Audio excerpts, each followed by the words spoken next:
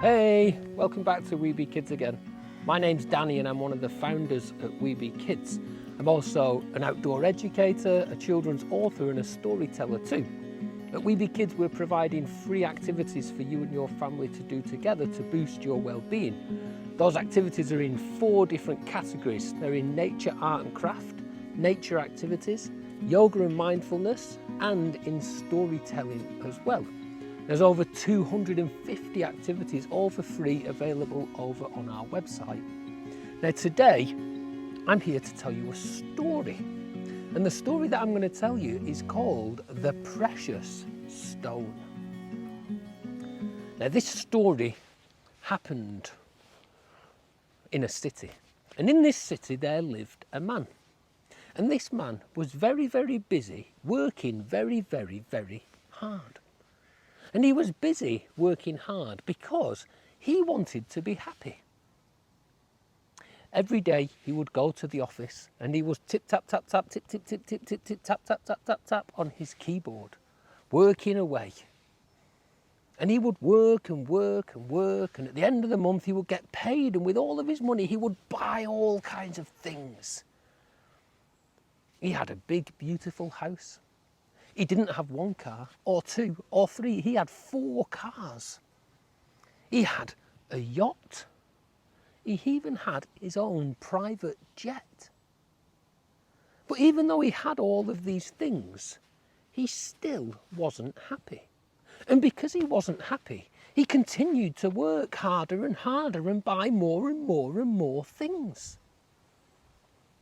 But the more he bought, the less happy he became, until he became really, really, really confused. And one day he was walking home from his busy office and he was crossing over the river that ran through the city. And he was stood on the bridge of the river, looking down at his own reflection in the water. And he spoke to himself. He said, "What do I need to do to be happy?" And just like magic, a fish popped its head up. "Hello," it said.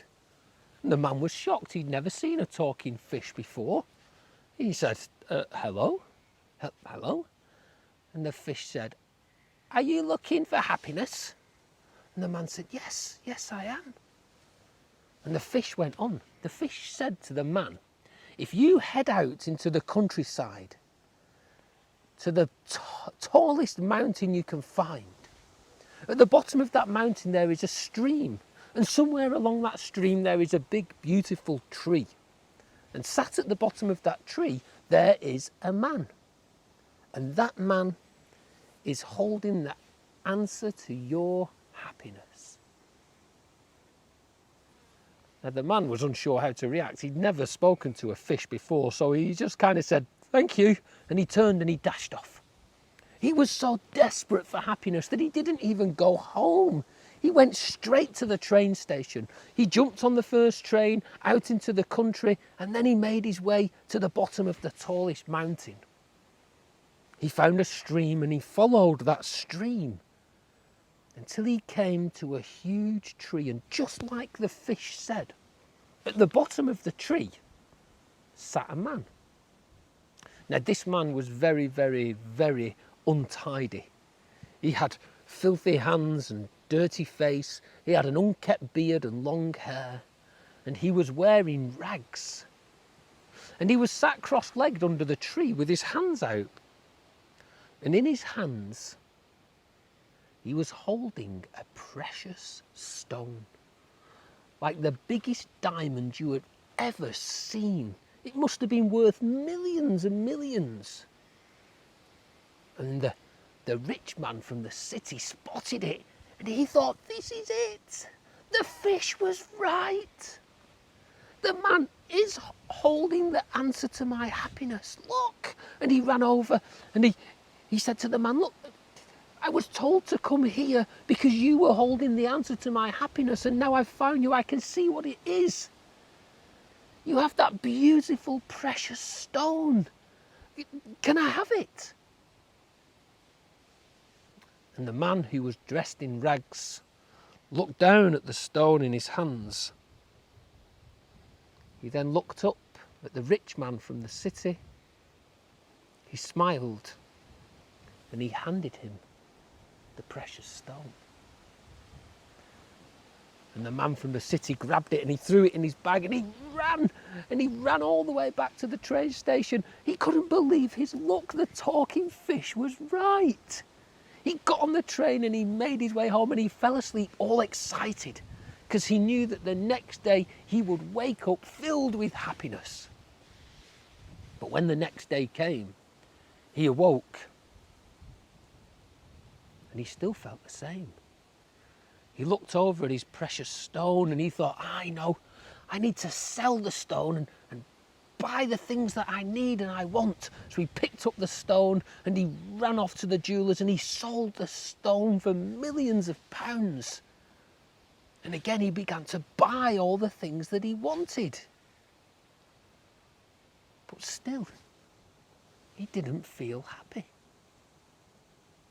And this went on for weeks and weeks, and the man just didn't know what to do.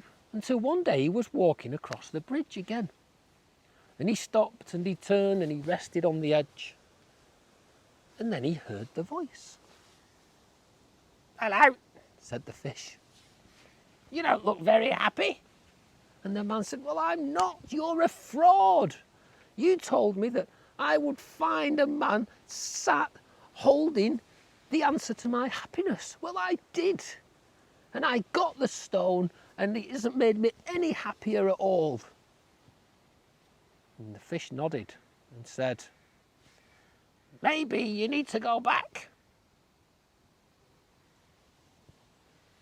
And the man thought for a moment. And then he realised maybe it wasn't the precious stone that held the answer to his happiness. Maybe it was something else. So this time he didn't run off. He turned and he thoughtfully walked his way to the train station. And all the way there on the train, he thought, what could that man have been holding that held the answer to my happiness? And he got off the train and he headed back to the tree. And there, when he got to the tree, the man was still sat there with his legs crossed and the same smile on his face. And the rich man from the city said to him, "When I came last time, I thought that you were holding the answer to my happiness in your hands, but that didn't make any difference. Can you tell me how you hold the answer to my happiness?" And the man wearing rags looked up at him and he looked him in the eye. And he said, "The answer to happiness is not in the things that we have, but in carrying a heart that is filled with love and kindness."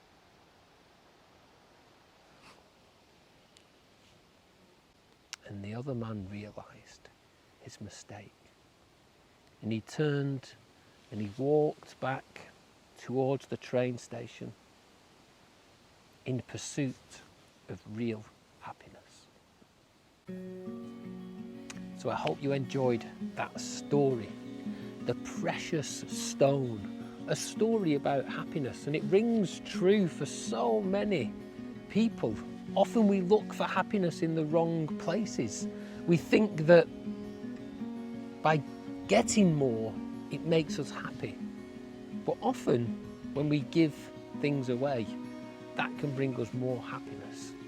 Sometimes we make the mistake of thinking that we have to have lots and lots of things to be able to give them away in a kind way. But we really don't. A simple thing like a smile or a hug or a nod of the head or a hello to a stranger in the street can make a whole lot of difference, both to them and to us too. So I hope you enjoyed this story. Check out all the others. They're over there at weebekids.net. Thanks for stopping by, and we'll see you again sometime soon. Bye.